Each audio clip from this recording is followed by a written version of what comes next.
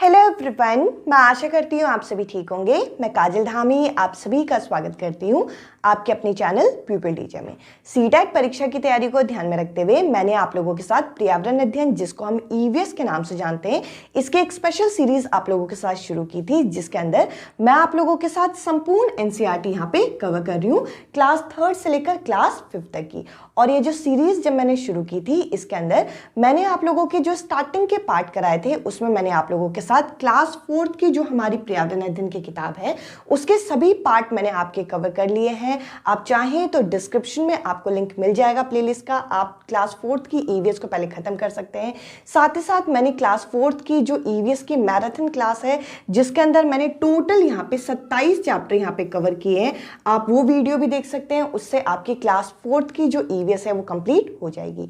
इसके अलावा अब क्लास 4 के बाद हम क्लास 5 की जो ईवीएस है उसको हमने शुरू की, और इसका ये आज हम तीसरा पार्ट ये करेंगे, जिसके अंदर आगे के जो 3 चैप्टर हैं क्लास 5 की हमारी पर्यावरण अध्ययन की किताब की, जो कि है हमारा चैप्टर 5, चैप्टर 6 और चैप्टर 7, इसको मैं कवर करने वाली हूँ। और अगर आप लोगों ने क्लास 5 की ये जो पर्यावरण अध्ययन का पार्ट है, इसके पहले के 2 पार्ट अगर आपने नहीं देखे, तो आपको डिस्क्रिप्शन में जो प्लेलिस्ट मिलेगी जिसमें क्लास 4 के आपके पर्यावरण अध्ययन है, उसी में साथ के साथ आपके क्लास 5 के ये जो 2 पार्ट हैं वो भी मैंने दिए हुए हैं। तो चलिए वीडियो शुरू करें और इन तीनों चैप्टर को आज के इस पार्ट में कवर करते हैं। और साथ ही साथ अगर आप मेरे साथ बाकी विषयों की तैयारी करना चाहें तो आप प्लेलिस्ट सेक्शन में जाएं, आपको सभी विषयों की अलग अलग प्लेलिस्ट मिलेगी, आप वहां से अपनी तैयारी कर सकते हैं। आप चाहें तो मेरे साथ टेलीग्राम ग्रुप पे भी जुड़ सकते हैं, जिसका लिंक आप लोगों को डिस्क्रिप्शन में मिल जाएगा। अब चलिए इन तीनों चैप्टर्स को आज की इस वीडियो में हम कवर करते हैं। अब हम वीडियो को शुरू करते हैं और क्लास 5 की जो ईवीएस का हम तीसरा पार्ट यहाँ पे कवर करने वाले हैं, जिसके अंदर मैं आप लोगों के साथ 3 चैप्टर कवर करूंगी, चैप्टर नंबर 5, 6 और 7। जो हमारा चैप्टर नंबर 5 है, 5वां पार्ट है, उसका नाम है सीड्स एंड सीड्स। तो देखिए इसमें हमें बीजों के बारे में पता चलेगा, और साथ ही साथ इस पार्ट की शुरुआत में, इस चैप्टर की शुरुआत में हमें यहाँ पे वेलक्रो के बारे में बता रखा है। तो देखिए वेलक्रो को हम यहाँ पे डिटेल में समझेंगे कि वेलक्रो है क्या, और साथ ही साथ इसको किसके द्वारा यहाँ पे डिस्कवर किया गया था। तो देखिए यहाँ पे हमें बता रखा है कि 1948 में ये जो वेलक्रो है ये किसके द्वारा डिस्कवर किया गया था, ये जॉर्ज मेस्ट्रेल द्वारा डिस्कवर किया गया था, जिनकी पिक्चर आप यहाँ पे देख सकते हैं। इसके अलावा क्या है, ये एक ऐसा मटेरियल माना जाता है, ये एक ऐसी चीज है जिसमें दोनों साइड से यहाँ पे क्या होते हैं, हुक होते हैं, और वो आपस में ये चिपक सकते हैं, ये स्टिक हो सकते हैं। अब देखिए वेलक्रो के बारे में हमने डिस्कस किया, तो वेलक्रो दिखता कैसा है ये तो हमें पता होना चाहिए। तो देखिए यहाँ पे आप देख सकते हैं कि वेलक्रो यहाँ पे दिखता कैसा है। तो वेलक्रो इस तरीके से दिखता है, ये एक ऐसा मटेरियल होता है जिसमें दोनों तरीके से यहाँ पे क्या होते हैं, स्टिक होते हैं, वो दोनों आपस में चिपक सकते हैं। अब देखिए यहाँ पे बता रखा है कि वेलक्रो जो होता है ये स्टिक हो सकता है दोनों तरफ से, और ये काफ़ी सारी चीज़ों में इस्तेमाल किया जाता है, जैसे कि कपड़ों में, शूज़ में यानी कि जूतों में, बैग में, बेल्ट में, और इससे रिलेटेड हम कई सारी चीज़ें ऐसे बना सकते हैं। तो ये चीज़ों को स्टिक करने का काम करता है। इसके बाद हमें यहाँ पे 2 और पॉइंट बता रखे हैं, जिसमें हमें कुछ और बातें बता रखी हैं, जैसे कि साउथ अमेरिका से जो बीज आए थे उनके बारे में बता रखा है, जैसे कि यहाँ पे मिर्च, टमाटर, आलू और अमरूद के जो बीज हैं ये कहाँ से आए, ये आए थे साउथ अमेरिका से। इसके अलावा यूरोप से आए जो बीज थे वो कौन से थे, ये सीड्स के बाद हम कर रहे हैं। तो देखिए यहाँ पे बंद गोभी और मटर जो है, इनका जो निर्यात है, ये जो बने थे, ये सबसे पहले इनके जो बीज हैं वो कहाँ थे, वो यूरोप से आए हैं। अब चलिए आगे बढ़ते हैं, आगे हमें कुछ और पॉइंट यहाँ पे जानना है। अब देखिए यहाँ पे हम लोगों को इस चैप्टर के अंदर इतना ही बता रखा था, चैप्टर नंबर 5 के अंदर काफ़ी छोटा सा चैप्टर था। चैप्टर नंबर अगर 6 की तरफ जाएं और देखिए हमारी जो ईवीएस की बुक है उसके अंदर जो जो इम्पोर्टेंट पॉइंट है और जो पेपर ओरिएंटेड है, मैं सारे पॉइंट यहाँ पे आप लोगों के लिए ऐड कर रही हूँ। आप लोगों को इन वीडियोस को देखने के बाद अलग से एनसीईआरटी ना पढ़ना पड़े, इसलिए मैं आप लोगों को डिटेल में ये चीज़ कवर करूँगी। आप लोग बस ट्रस्ट रखिए और इन चीज़ों से तैयारी करते रहिए। अब देखिए ये जो चैप्टर नंबर 6 है वो है एवरी ड्रॉप काउंट, यानी कि बूंद बूंद दरिया दरिया। इस पार्ट में हम लोगों को काफ़ी सारी चीज़ें जानने को मिलेंगी। जैसे कि आप यहाँ पे देख सकते हैं, सबसे पहले हमें अल बरूनी के बारे में बता रखा है। तो देखिए अल बरूनी किस देश से आए थे, सबसे पहले तो हमें ये पता होना चाहिए। तो देखिए यहाँ पे हमें बोल रखा है कि अल बरूनी जिस देश से आए थे उसे आजकल किस नाम से जाना जाता है, उसे आजकल उज़्बेकिस्तान के नाम से जाना जाता है। और यहाँ पे बता रखा है कि अल बरूनी ने भारतीय तालाबों के बारे में कई सारी चीज़ें लिखी हैं अपनी किताब में। और उनका क्या कहना था, उनका यह कहना है कि यहाँ के लोग तालाब बनाने में माहिर हैं, और अगर हमारे देश के लोग इन्हें ये देखेंगे तो वे लोग हैरान हो जाएंगे। तो देखिए यहाँ पे उन्होंने एक किताब लिखी और उसमें हमारे यहाँ के तालाबों की जो खासियत है उसके बारे में ये बताया।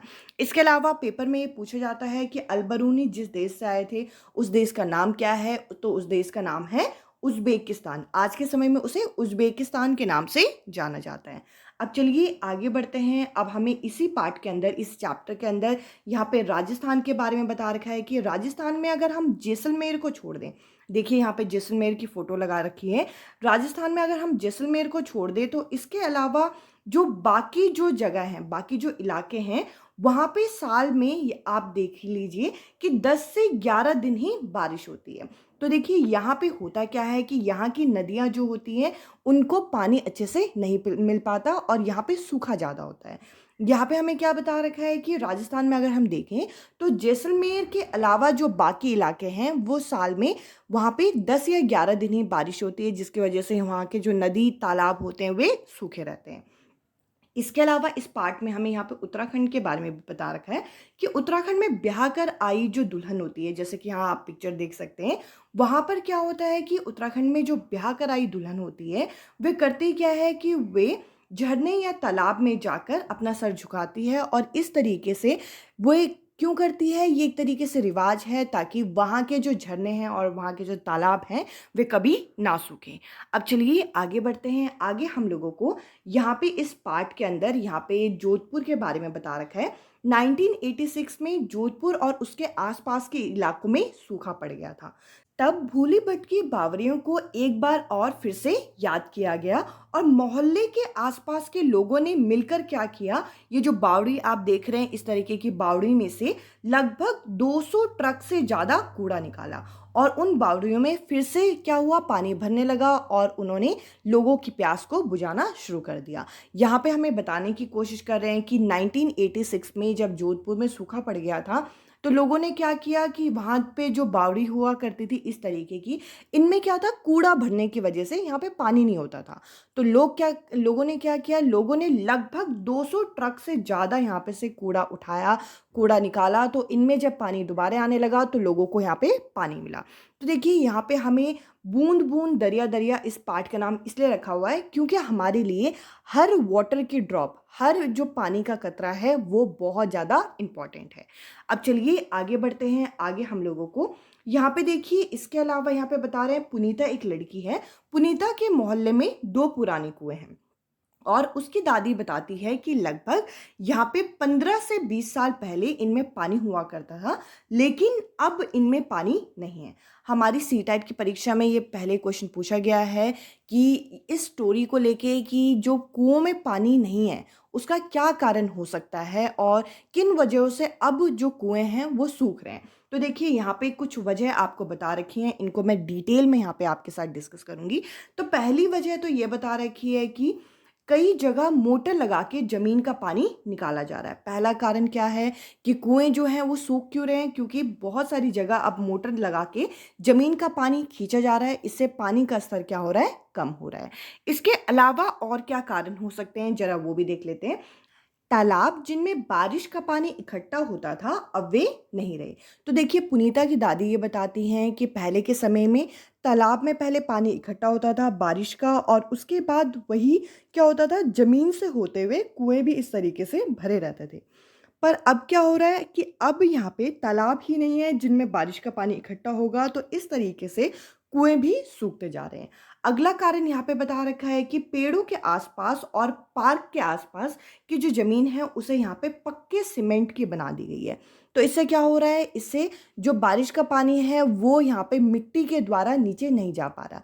तो इस तरीके से ग्राउंड वाटर लेवल पे भी फ़र्क पड़ रहा है। तो यहाँ पे कुछ ऐसे कारण हमें बताए गए जिनकी वजह से आज के समय में, जो पहले के समय में जो कुएँ होते थे लगभग अब से 15 से 20 साल पहले, अब के समय में वो कुएँ सूख गए हैं। इसके अलावा अगर हम देखें तो यहाँ पे हमें तरुण भारतीय संघ के बारे में बता रखा है। ये काफ़ी इंपॉर्टेंट है, इसको ज़रा एक बार डिस्कस कर लेते हैं। तो देखिए यहाँ पे ये बता रखा है कि ये क्या है और इससे रिलेटेड हमारी सीटेट की परीक्षा में पहले भी क्वेश्चन पूछे गए हैं। तो देखिए ये एक संस्था है जो करते क्या है, ये बुजुर्ग लोगों से मिलने की कोशिश करती है। उनके ज़माने में पानी का इस्तेमाल किस तरीके से किया जाता था, और साथ ही साथ इस संघ के जो लोग हैं वो क्या करते हैं, पुराने जो तालाब होते हैं और साथ ही साथ जो पुराने कुएं होते हैं इनका मरम्मत करने का ये काम करते हैं। तो देखिए ये एक ग्रुप है जो कि ओल्ड पर्सन से मिलते हैं और उनसे पूछते हैं कि आपके समय में पानी को किस तरीके से प्रयोग किया जाता था, किस तरीके से इनका रख रखाव किया जाता था और यानी कि मैनेज किया जाता था, और साथ ही साथ अब जो तालाब हो गए, कुएं हो गए, वो सूख रहे हैं, उनको ये रिपेयर करने का काम करती है। अब चलिए आगे बढ़ते हैं। अब हम समझेंगे इनके बारे में कुछ और पॉइंट। देखिए यहाँ पे तरुण भारतीय संघ के बारे में तो नहीं है ये, पर यहाँ पे अलबरूनी के बारे में फिर से हमें कुछ और पॉइंट बता रखे हैं कि अलबरूनी एक उज़्बेकिस्तान की यात्री थे। ये कौन थे, एक ट्रैवलर थे जो कहाँ से आए थे, उज़्बेकिस्तान से आए थे। इनके बारे में जानना क्यों जरूरी है, क्योंकि इन्होंने एक किताब लिखी जिसमें हमारे देश के इतिहास के बारे में हमें जानने में सहायता मिलती है, और यहाँ तालाब किस तरीके से थे, यहाँ के लोग किस तरीके से काम करते थे, इस बारे में उन्होंने अपनी इस किताब में वर्णन किया है, यानी कि इसको डिस्क्राइब किया है। अब चलिए आगे बढ़ते हैं। अब हम समझेंगे अगला चैप्टर जो कि है एक्सपेरिमेंट विथ वाटर, यानी कि पानी के प्रयोग। अब देखिए यहाँ पे हम लोगों को बता रखा है कि स्टील की कटोरी पर लगने वाला जो बल होता है, यानी कि फोर्स होता है, उसके भार की तुलना में कम होता है, इसलिए स्टील की कटोरी जो होती है पानी पर तैरती है। तो देखिए यहाँ पे अगर आपके पेपर में जो ये क्वेश्चन पूछा जाए कि जो स्टील की कटोरी होती है वो पानी पे क्यों तैरती है, तो आप यहाँ पे क्या आंसर यहाँ पे दोगे, उसका भार जो है वो ज़्यादा है, उसका वेट जो है वो ज़्यादा है, और जो फोर्स लग रहा है, जो बल लग रहा है वो कम है, इस वजह से वो थोड़ा हल्का हो जाने की वजह से वो उसमें तैरती है। तो देखिए ये आपसे अगर पूछा जाए तो यहाँ पे आप इस तरीके से आंसर देंगे। अब चलिए आगे बढ़ें। आगे हम लोगों को यहाँ पे घनत्व, यानी कि जो हमारी डेंसिटी होती है उससे संबंधित एक क्वेश्चन यहाँ पे पूछा गया है, इसको जरा देखते हैं। तो सबसे पहले तो आपको ये सूत्र यहाँ पे याद होना चाहिए। जो डेंसिटी होता है, जो घनत्व होता है, उसका सूत्र होता है मास बाय वॉल्यूम। तो ये सूत्र सबसे पहले तो आप अपनी नोटबुक में लिख लीजिएगा।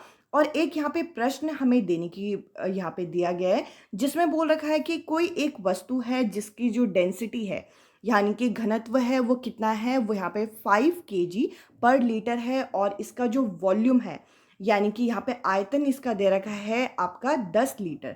तो इसका मास यहाँ पे पूछा गया है। तो देखिए ये सूत्र हम लगाएंगे और इसको हम हल कर देंगे। तो यहाँ पर हम इस क्वेश्चन को हल करते हैं। डेंसिटी का फॉर्मूला क्या होता है, मास बाय वॉल्यूम। आप मुझे बताइए डेंसिटी कितने दे रखी है, डेंसिटी यहाँ पे दे रखी है आपकी 5, और मास कितना दे रखा है, मास आपको निकालना है, और वॉल्यूम आयतन कितना दे रखा है 10। तो देखिए यहाँ पे ये भाग हो रहा है, यहाँ पे ये भाग में है, यहाँ पे जाके क्या हो जाएगा, गुणा। तो 5 और 10 को आप यहाँ पे गुणा कर दोगे तो यहाँ पे आपका आंसर आ जाएगा 50 kg, जो कि इस क्वेश्चन का फाइनल आंसर है, जो कि यहाँ पे हम लोगों ने सॉल्व किया। अब चलिए आगे बढ़े। आगे हम लोगों को यहाँ पे बता रखा है नींबू के बारे में। तो देखिए इस तरीके की एक पिक्चर भी लगा रखी है यहाँ पे। ये बोल रखा है कि नींबू साधारण पानी में डूब जाता है। अगर हम नॉर्मल वाटर लें जो कि हम पीने के लिए प्रयोग करते हैं, तो जो नींबू होता है वह उसमें डूब जाता है। आप ये चीज़ घर में करके देख सकते हैं। लेकिन अगर नींबू को नमकीन पानी में डाला जाए तब ये उसमें तैरता है। तो देखिए यहाँ पे हम लोगों को एक कारण पूछा जा सकता है। 2 चीज़ें यहाँ पे बताई गई कि नींबू को अगर हम साधारण पानी में डालें, यानी कि नॉर्मल वाटर में डालें, तो वो उसमें क्या करेगा, फ्लोट करेगा, वो उसमें यहाँ पे फ्लोट करता है। और अगर हम नींबू को यहाँ पे नमकीन पानी में डालें, यानी कि सॉल्टी वाटर में डालें, तो उसमें वो तैरता है। अब कारण क्या है, इसका कारण यह है कि जो नमकीन पानी होता है यानी कि सॉल्टी वाटर होता है, उसका जो घनत्व होता है यानी कि डेंसिटी होता है वो यहाँ पे साधारण पानी के घनत्व से अधिक होता है, जिसकी वजह से जो नींबू है वो यहाँ पे नमकीन पानी में तैरता है, जबकि जो साधारण वाटर होता है यानी कि नॉर्मल वाटर होता है उसमें वो डूब जाता है। तो देखिए यहाँ पे घनत्व के बारे में, डेंसिटी के बारे में दोबारा हम लोगों को यहाँ पे बताया गया।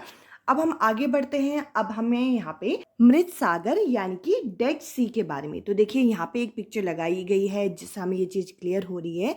मृत सागर क्या है? ये दुनिया का सबसे नमकीन सागर है, यानी कि सबसे सॉल्टी माना जाता है। ये इतना नमकीन होता है कि यदि कोई व्यक्ति इसमें तैरना चाहे तो वो कभी डूब नहीं सकता। तो इस वजह से इसका नाम यहाँ पे डेड सी रखा गया है, मृत सागर रखा गया है। अब ये बता रखा है कि कितना नमकीन होता है।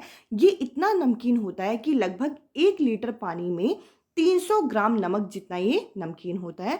और ये जो मृत सागर है इसमें हम क्या कर सकते हैं, इसमें हम कभी भी डूबेंगे नहीं। इसमें हम आराम से एक तरीके से जैसे बेड में लेटे हैं इस तरीके से हम इसमें लेट सकते हैं। तो इस वजह से इसका नाम यहाँ पे डेड सी रखा गया है। अब देखिए यहाँ पे हम लोगों को यहाँ पे कथवन के बारे में यानी कि बॉइलिंग जिसे हम उबालना, या फिर इसके अलावा यहाँ पे वाष्पीकरण यानी कि इवेपोरेशन के बारे में बता रखा है कि दोनों में क्या अंतर होता है। तो देखिए यहाँ पे हमें बॉइलिंग और इवेपोरेशन के बारे में पता होना चाहिए। जो बॉइलिंग होता है, जो हमारा उबलना यानी कि कथवन होता है, वो कितने डिग्री पे होता है? वे आपका बिल्कुल यहाँ पे 100 डिग्री, जब तक 100 डिग्री टेम्परेचर ना मिले तब तक बॉइलिंग नहीं हो सकता यानी कि कथवन नहीं हो सकता। जबकि ये जो वाष्पीकरण है, इवेपोरेशन है, ये किसी भी टेम्परेचर में, किसी भी तापमान में ये पॉसिबल है। इसके लिए मैं एक बहुत अच्छा एग्जांपल दूंगी। तो देखिए यहाँ पे अगर हम वाष्पीकरण की बात करें, इवेपोरेशन की बात करें, तो इसमें एग्जाम्पल क्या हो जाएगा, उदाहरण यहाँ पे हो जाएगा जैसे कि हम कपड़े सुखाने डालते हैं। तेज़ धूप होती है तो जल्दी कपड़े सूख जाते हैं, कम धूप हो तो थोड़ा टाइम लगता है, पर ऐसा नहीं है कि कपड़े सूखेंगे ही नहीं। तो यहाँ पे होता क्या है कि ये जो वाष्पीकरण होता है, इवेपोरेशन होता है, ये किसी भी तापमान में संभव होता है। जबकि ये जो कथवन होता है, कथवन मतलब बॉइलिंग जो होता है, ये हमारा जो है एक फिक्स टेम्परेचर, जो कि यहाँ पे 100 डिग्री सेल्सियस लिखा है, इस पर ही ये केवल पॉसिबल होता है। इसके अलावा बॉइलिंग जो होता है वे काफ़ी फास्ट होता है। अब जैसे आप अगर एक पतीला लें, एक बर्तन लें, उसमें आप गैस के ऊपर अगर पानी रख दें और उसको बॉईल करने रखें, तो आपको क्या करना है, आपको 2 से 3 मिनट रखना है, वो चीज़ बॉईल होने लग जाएगी। जबकि अगर मैं कपड़े सुखाने जाऊँ तो ऐसा नहीं है कि 2 से 3 मिनट में कपड़े सूख जाएंगे। तो यहाँ पे जो वाष्पीकरण होता है वे थोड़ा टाइम लेता है, जबकि जो कथवन होता है यानी कि बॉइलिंग होता है वो काफ़ी जल्दी हो जाता है। अब चलिए आगे जरा समझते हैं हम दांडी यात्रा के बारे में। दांडी यात्रा जो कि 1930 में हुई थी, आप यहाँ पे देख सकते हैं दांडी यात्रा की एक फोटो यहाँ पे लगा रखी है। तो देखिए यहाँ पे हमें बोल रखा है कि बहुत सालों से अंग्रेजों ने आम लोगों की नमक बनाने पर रोक लगा दी गई थी। तो देखिए इस तरीके से ये दांडी यात्रा यहाँ पे शुरू हुई थी कि यहाँ पे अंग्रेजों ने कई सालों तक जो आम लोग हैं उनके जो नमक बनाने पे यहाँ पे रोक लगा दी गई थी। ऊपर से नमक पर भारी टैक्स भी लगा दिया गया था, यानी कि नमक अगर तुम खरीदने जाओ तो उस पर भारी टैक्स लगेगा। तो इसको तोड़ने के लिए यहाँ पे दांडी यात्रा की गई थी। तो यहाँ पे हम लोगों को बता रखा है कि इस कानून से तो लोग अपने घर में इस्तेमाल करने के लिए भी नमक नहीं बना सकते थे। बेचना तो छोड़िए, घर में जो इस्तेमाल करने के लिए हम नमक प्रयोग करते हैं वे भी लोग नहीं बना सकते थे। इसके अलावा लोगों को मजबूरी में दुकानों से महंगा नमक खरीदना पड़ता था। और गांधी जी का ये कहना था, जो चीज़ हमें कुदरत देती है उसको बनाने में बंदिश कैसी, यानी कि उसको उस पर पाबंदी नहीं होनी चाहिए, जो चीज़ हमें कुदरत द्वारा दी जा रही है। और इसी वजह से यहाँ पे दांडी यात्रा की गई थी। तो देखिए यहाँ पे आगे ये बता रखा है, उन्होंने लोगों के साथ मिलकर अहमदाबाद से दांडी के समुद्र तट तक एक लंबी यात्रा की और इस नमक कानून को तोड़ा था। और क्योंकि दांडी के समुद्र तट तक ये यात्रा की गई थी, इसीलिए इसे दांडी यात्रा बोली जाती है। और ये कब की गई थी? ये 1930 में की गई थी। अब चलिए आगे बढ़ते हैं और आगे हम लोगों को यहाँ पे नमक बनाने का तरीका भी इस पार्ट के अंदर बताया गया है। और नमक बनाने का तरीका क्या है कि समुद्र के पानी को ज़मीन में क्यारियों की तरह भर लीजिए, मतलब एक बर्तन में या फिर आप थोड़ा गड्ढा वड्ढा करके वहाँ पे समुद्र के पानी को भर लीजिए और उसके बाद जब उसमें तेज़ धूप पड़ेगी तो पानी क्या हो जाएगा, पानी वहाँ से सूख जाएगा और नमक का जो ढेर है वो वहीं पे रह जाएगा। तो इस तरीके से यहाँ पे सॉल्ट को, नमक को बनाया जाता है। आई होप ये जो 3 चैप्टर मैंने आप लोगों के साथ डिस्कस किए ये आप लोगों को अच्छी तरीके से क्लियर हुए होंगे। आज की इस वीडियो में इतना ही। अब मैं आपसे मिलूंगी अगली वीडियो में अगले टॉपिक के साथ। इसके पहले के पार्ट नहीं देखे तो आप प्लीज़ इसके पहले के पार्ट ज़रूर देखिए, क्योंकि आप लोगों की जो सीरीज़ है वो कंप्लीट आप लोगों की अच्छी तरीके से बनी रहेगी। आज की इस वीडियो में इतना ही। अब मैं आपसे मिलूंगी अगली वीडियो में अगले टॉपिक के साथ। Bye bye, take care.